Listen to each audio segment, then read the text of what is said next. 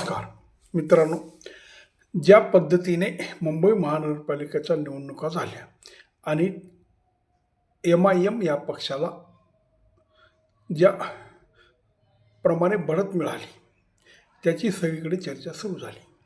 मग ते सत्ताधारी पक्षवाले असोत की विरोधक असोत, सगळ्यांना एक प्रकारे तो एक झटकाच बसला आणि पूर्ण राज्यभर जास्तीत जास्त ठिकाणी ही चर्चा मोठ्या प्रमाणात होऊ लागली.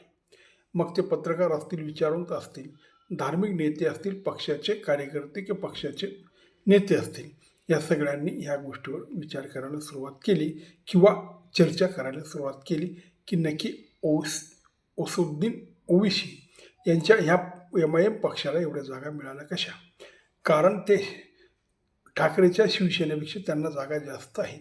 जो ठाकरे मराठी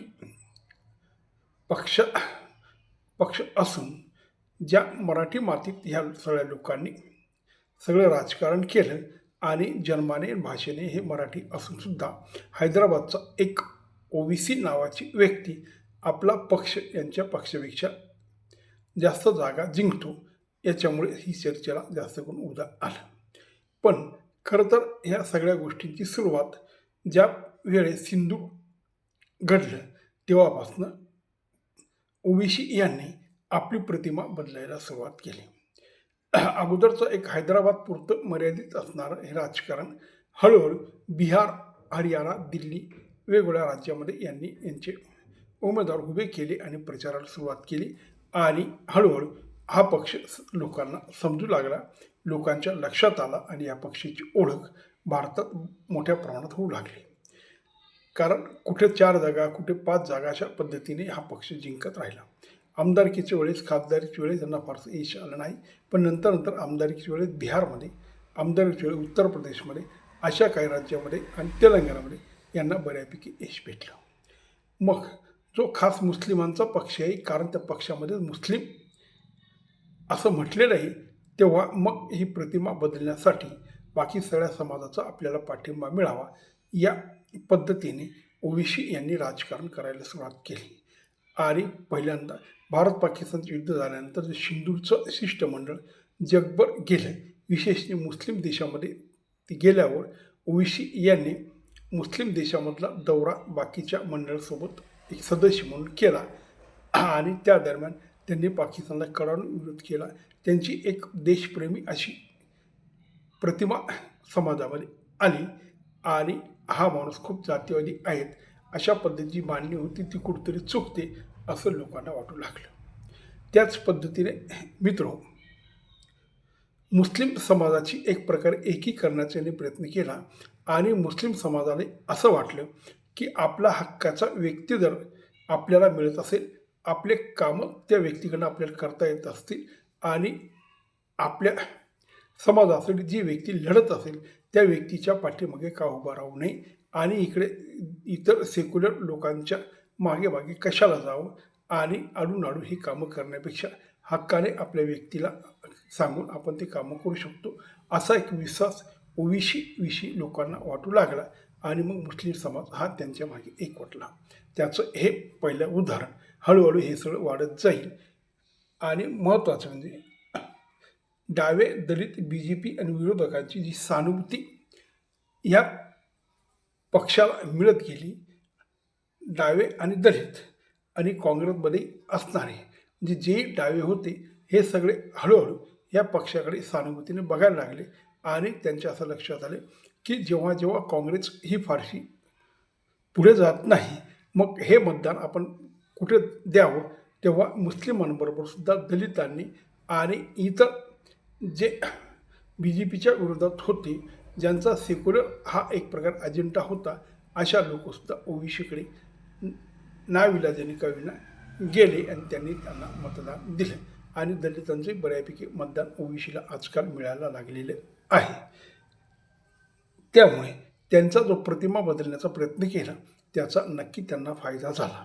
अर्थात त्याचे भाऊ आणि आता मुंबईला निवडून आलेली ती एक शेख ह्या काही व्यक्तींनी थोडंसं जहालवादी भाषणं केली आणि अराजक निर्माण करण्याचा एक प्रकारे प्रयत्न केला किंवा दुसऱ्या धर्माला टार्गेट करण्याचा प्रयत्न केला, पण सध्या तरी ओवीसी असली भाषा वापरत नाही.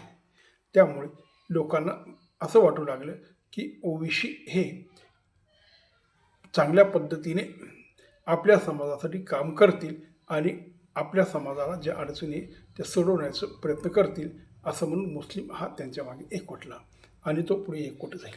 पण मित्रहो, ह्या ओवीसी यांचं राजकारण आहे, त्याच्यात 2-3 गोष्टी अशा आहेत की त्या आजच आपल्या लक्षात आल्या आणि पुढेही त्या स्पष्टपणे उमटू लागतील.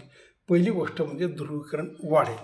हिंदू मुस्लिम याच्यामधली दरी आहे ती वाढण्याचा प्रयत्न करेल, कारण जेवढा मुस्लिम ओवीसी मागे एकवटेल तेवढा हिंदू BJPकडे एकवटेल, हे असं स्पष्टपणे दिसायला लागलं. पण याच्यामध्ये एक फरक महत्त्वाचा आहे.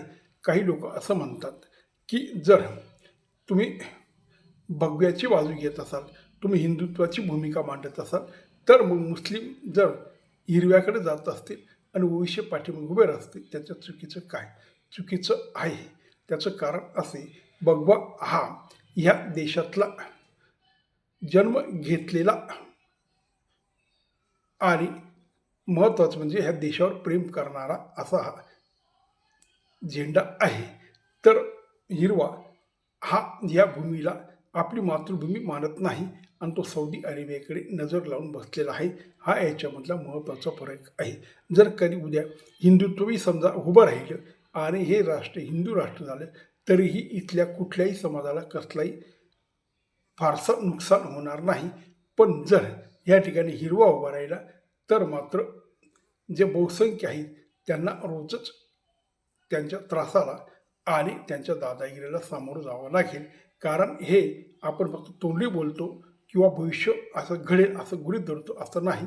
कारण आजी वास्तव्य जे मुस्लिम देश आहेत त्या ठिकाणी आपल्याला स्पष्टपणे दिसून येतं अल्पसंख्याक समाजाची त्या पद्धतीने त्या ठिकाणी वागणूक दिली जाते. तेव्हा हा काही वरवरचा विषय नाही. दुसरी गोष्ट सगळ्यात महत्त्वाचं म्हणजे सेक्युलर पार्टीचं पतन.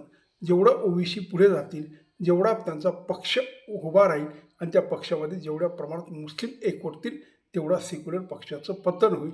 कारण मग काँग्रेसचा हक्काचा मतदार, डाव्यांचा हक्काचा मतदार, लालूचा आणि मुलायम म्हणजे आत्ताचे त्यांचे चिरंजीव यांचा हक्काचा मतदार हा शरद पवार असतील. त्यानंतर आज उद्धव ठाकरे त्याच बाजूला आहेत. केजरीवालसुद्धा मुस्लिम मतावर अवलंबून आहेत. यांना मोठ्या प्रमाणात फटका बसेल. खरं तर याच्यातले बरेचसे पक्ष अक्षरशः मुस्लिम मताने भेटले तर नामशेष होतील, हे सत्य आहे. आणि त्यामुळे सेक्युलर पार्टीचं मोठं पतन होईल आणि याच्यात BJPला सगळ्यात जास्त फायदा होईल. जो फायदा आत्तापर्यंत झालेला नाही याच्यापेक्षा खूप मोठ्या प्रमाणात होईल. कारण जेवढे डावे खाली येतील, जेवढे काँग्रेस खाली येईल, तेवढं हिंदू हा BJPकडे एकवटेल आणि MIMकडे मुस्लिम एकवटेल. पण याच्यात एक महत्त्वाचा भाग आहे. आज जरी हे आपल्याला असं दृश्य दिसत असलं की ओवीसी खूप मोठी मजल मारतील, पण तेवढं त्यांना सोपं नाही. कारण एकाच व्यक्तीच्या पाठीमागे समाज असला तर नेते असत नाही. कारण प्रत्येक समाजामध्ये नेते उभे राहतात आणि त्यांना त्यांचा गट उभा करायचा असतो, त्यांना त्यांच्या पद्धतीने राजकारण करायचं असतं.